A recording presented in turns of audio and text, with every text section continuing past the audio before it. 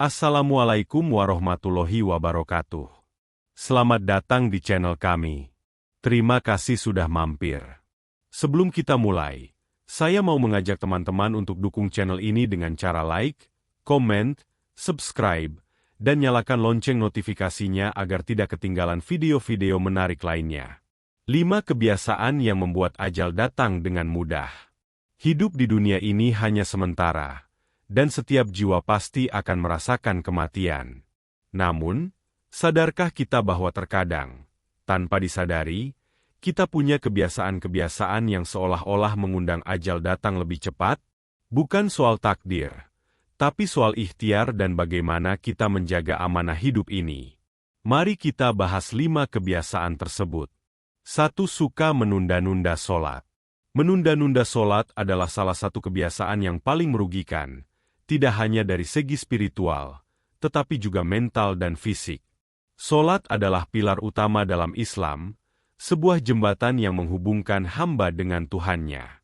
Namun, seringkali kita meremehkan betapa vitalnya ibadah ini dan terjebak dalam jebakan penundaan. Fenomena ini bukanlah tentang tidak mau sholat sama sekali, melainkan tentang menunda pelaksanaannya. Azan berkumandang, namun kita berkata, sebentar lagi, nanggung, selesain ini dulu, atau masih ada waktu. Waktu yang kita kira masih panjang, padahal detik-detik berharga itu terus berjalan menuju batas akhir yang tidak kita ketahui. Kebiasaan menunda ini seringkali berakar dari anggapan bahwa sholat hanyalah sebuah kewajiban atau beban, bukan sebuah kebutuhan. Kita melihatnya sebagai interupsi dari kesibukan duniawi kita, entah itu pekerjaan, belajar, atau bahkan bersantai. Padahal, sholat seharusnya menjadi jeda yang menyegarkan, sebuah oase di tengah padang pasir kehidupan yang penuh hiruk-pikuk. Ketika kita menundanya, kita sebenarnya menunda kesempatan untuk membersihkan diri dari kegelisahan, melepaskan beban pikiran, dan menemukan kembali ketenangan jiwa. Dampak dari kebiasaan menunda ini sangatlah berbahaya. Secara spiritual, ia merenggangkan hubungan kita dengan Sang Pencipta. Setiap kali kita menunda, kita seolah-olah mengabaikan panggilannya. Ini bisa mengikis keimanan kita secara perlahan, membuat hati menjadi keras dan jauh dari rasa khusyuk. Jiwa yang tadinya peka terhadap panggilan azan, lama-kelamaan menjadi tumpul dan acuh tak acuh. Secara praktis, kebiasaan menunda sholat juga menciptakan sebuah mentalitas yang berbahaya. Kita terbiasa meremehkan pentingnya sebuah janji, termasuk janji kita kepada Allah. Hal ini bisa merembet ke area lain dalam hidup, membuat kita menjadi pribadi yang suka menunda-nunda pekerjaan, menunda-nunda kebaikan, dan akhirnya menunda-nunda untuk berubah menjadi lebih baik.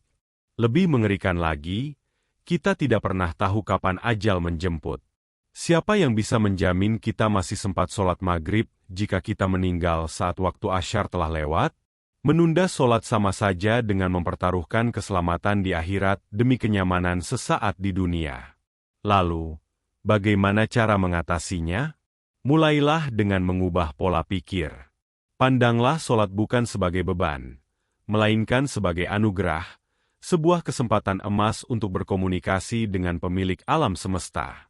Jadikan waktu sholat sebagai titik fokus dalam jadwal harian Anda. Ketika azan berkumandang, segera hentikan aktivitas, ambil wudhu, dan siapkan diri. Ingatlah bahwa tidak ada yang lebih penting dari memenuhi panggilannya. Dengan membiasakan diri untuk sholat tepat waktu, kita tidak hanya menjaga hubungan dengan Allah, tetapi juga melatih diri untuk menjadi pribadi yang disiplin, bertanggung jawab, dan selalu ingat akan tujuan hidup yang hakiki. Mengutamakan sholat adalah cara kita menunjukkan bahwa kita benar-benar siap menghadapi segala takdir, termasuk takdir kematian. 2. Tidak menjaga lisan.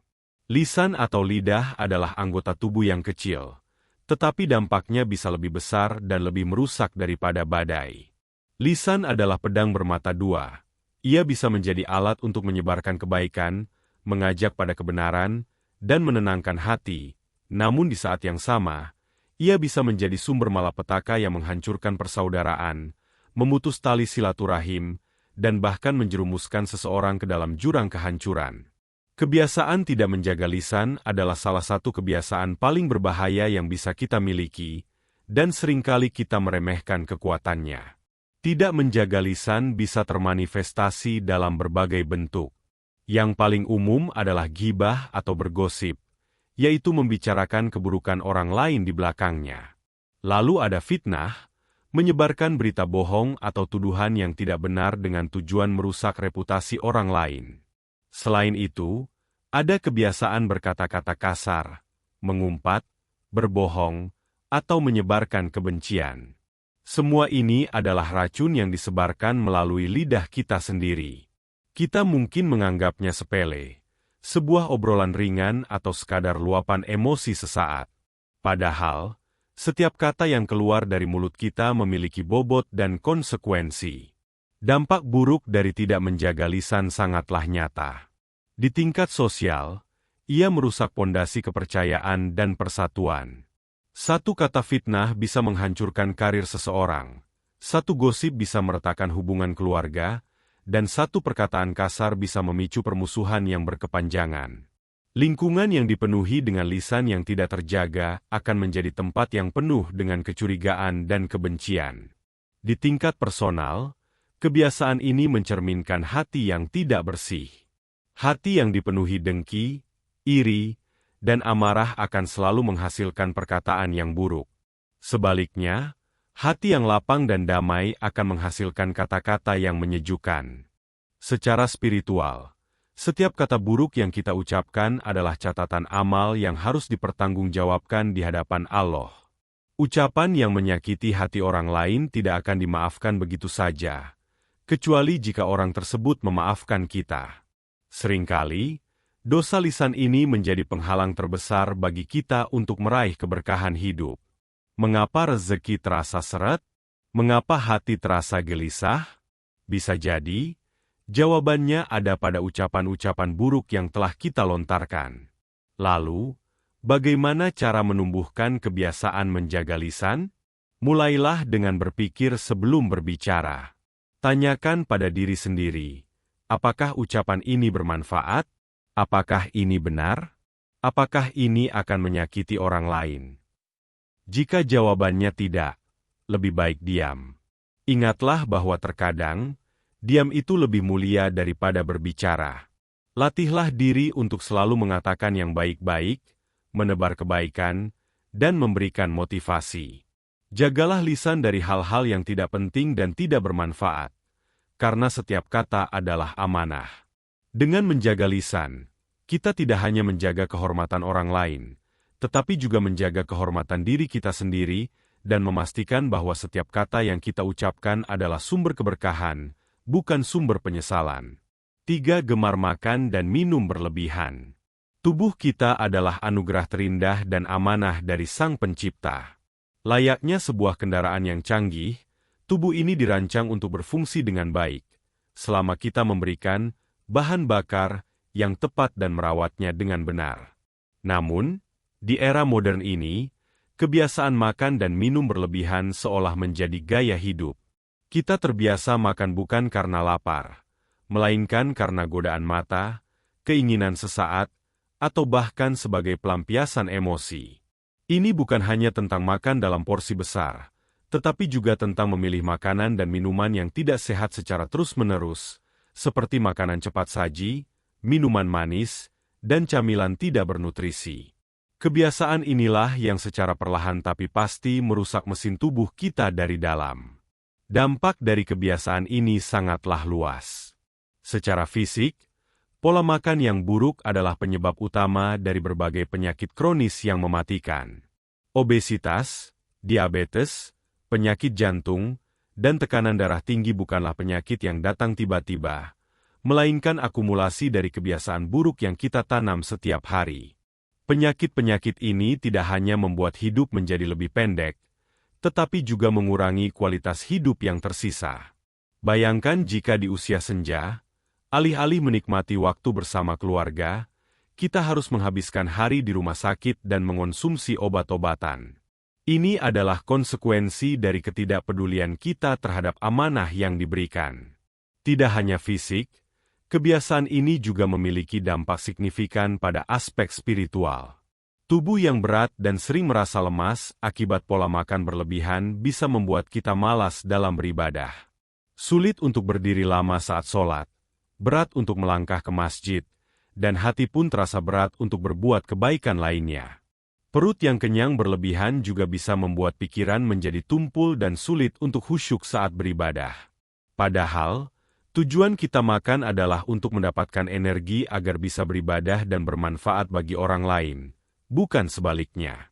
Kelebihan makanan seringkali membuat kita lalai dari rasa syukur dan justru terjebak dalam lingkaran kenikmatan duniawi semata. Lalu, bagaimana cara menghentikannya? Kuncinya adalah modifikasi pola pikir.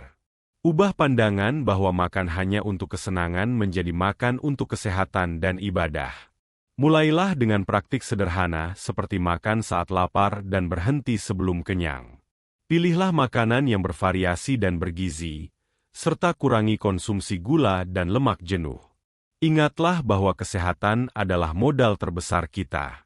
Dengan menjaga tubuh, kita tidak hanya berinvestasi untuk masa depan yang lebih sehat, tetapi juga menunjukkan rasa syukur atas amanah yang telah diberikan. Ketika tubuh kita sehat, pikiran pun jernih, dan ibadah terasa lebih ringan dan penuh makna. 4. Mengabaikan orang tua. Ada pepatah yang mengatakan bahwa orang tua adalah pintu surga yang paling dekat. Perlakuan kita terhadap mereka adalah cerminan dari hati kita dan barometer dari keberkahan hidup kita. Mengabaikan orang tua bukanlah hanya tentang tidak memberi mereka nafkah atau tidak mengunjungi mereka. Mengabaikan bisa lebih halus, seperti tidak berkomunikasi dengan mereka, tidak mendengarkan keluh kesah mereka, atau bahkan mengucapkan kata-kata yang menyakiti hati mereka. Kebiasaan buruk ini seringkali muncul karena kita terlalu sibuk dengan kehidupan kita sendiri, pekerjaan, keluarga kecil, atau ambisi pribadi, sehingga kita lupa bahwa ada dua sosok yang doanya bisa menembus langit untuk kita. Konsekuensi dari mengabaikan orang tua sangatlah berat. Secara spiritual, ini adalah salah satu dosa terbesar. Durhaka kepada orang tua adalah jalan pintas menuju kehancuran, baik di dunia maupun di akhirat. Doa orang tua yang terzalimi adalah doa yang paling mustajab dan tidak ada penghalangnya. Jika mereka merasa sakit hati, doa buruk mereka bisa menjadi kenyataan, dan keberkahan hidup kita bisa dicabut. Rezeki yang terasa sulit, masalah yang tak kunjung usai, atau hati yang selalu gelisah bisa jadi merupakan akibat dari sikap kita yang mengabaikan mereka. Kebaikan yang kita lakukan seolah tak berarti, karena ada satu pintu keberkahan yang kita tutup sendiri. Di sisi lain, mengabaikan orang tua juga membawa dampak psikologis yang mendalam bagi diri kita. Hati yang tidak tenang karena merasa bersalah, penyesalan yang datang terlambat, dan rasa kehilangan yang teramat sangat ketika mereka telah tiada. Tidak ada kekayaan, jabatan, atau popularitas yang bisa menggantikan kedamaian hati yang hilang karena telah menyakiti hati orang tua. Ada pula hukum tabur tuai yang berlaku. Bagaimana kita memperlakukan orang tua kita saat ini bisa menjadi contoh bagi anak-anak kita kelak. Jika kita mengabaikan mereka, jangan kaget jika di masa tua nanti, kita akan mengalami hal yang sama.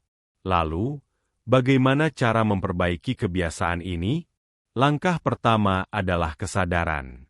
Sadari bahwa orang tua adalah anugerah terbesar, dan waktu mereka di dunia ini terbatas. Manfaatkan setiap detik untuk berbakti kepada mereka. Luangkan waktu untuk menelepon atau mengunjungi, bahkan jika hanya sebentar. Dengarkan cerita mereka, hargai nasihat mereka, dan bicaralah kepada mereka dengan penuh kelembutan dan rasa hormat.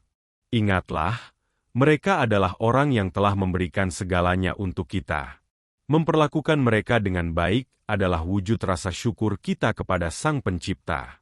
Mengutamakan kebahagiaan orang tua adalah investasi terbaik untuk keberkahan hidup, karena restu mereka adalah kunci menuju kesuksesan di dunia dan keselamatan di akhirat. 5. Lalai dari mengingat kematian. Dari semua kebiasaan yang dibahas, Melupakan atau lalai dari mengingat kematian adalah akar dari segala kelalaian. Kematian adalah satu-satunya kepastian dalam hidup, namun ironisnya, ia adalah hal yang paling sering kita lalaikan. Kita menjalani hari-hari seolah-olah kita abadi, sibuk mengejar target, ambisi, dan kenikmatan duniawi tanpa pernah berhenti sejenak untuk merenungkan akhir dari perjalanan ini.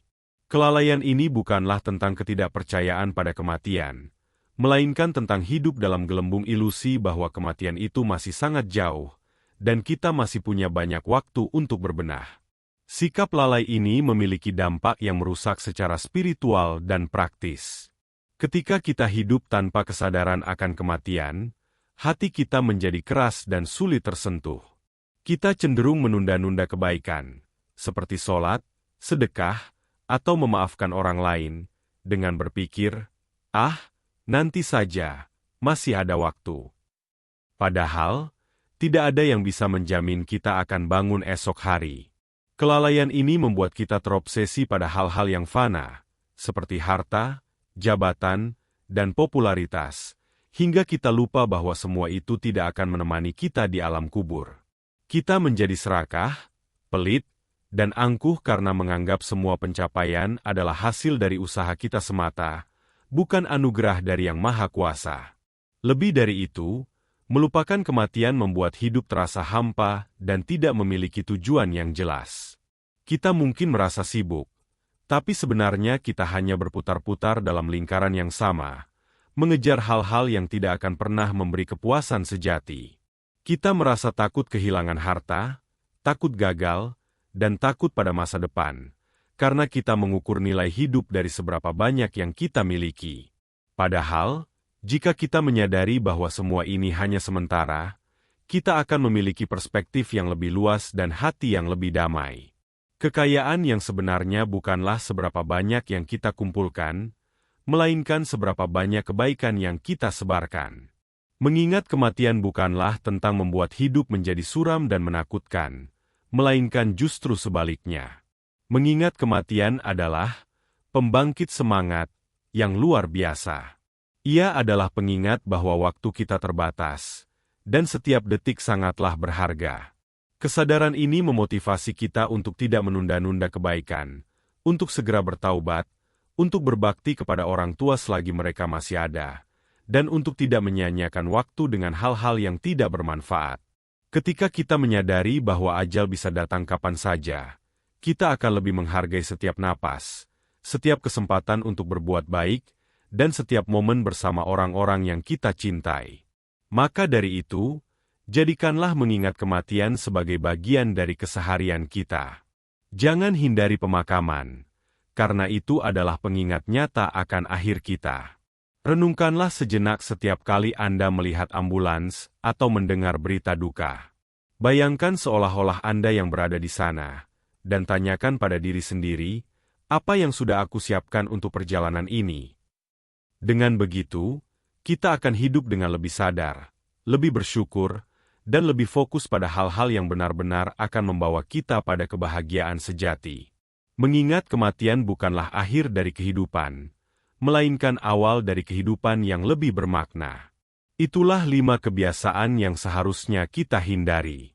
Mari kita introspeksi diri dan perbaiki kebiasaan-kebiasaan kita. Semoga kita semua selalu dalam lindungan Allah, diberikan kesadaran untuk senantiasa berbuat kebaikan, dan meninggal dalam keadaan husnul khotimah. Wassalamualaikum warahmatullahi wabarakatuh.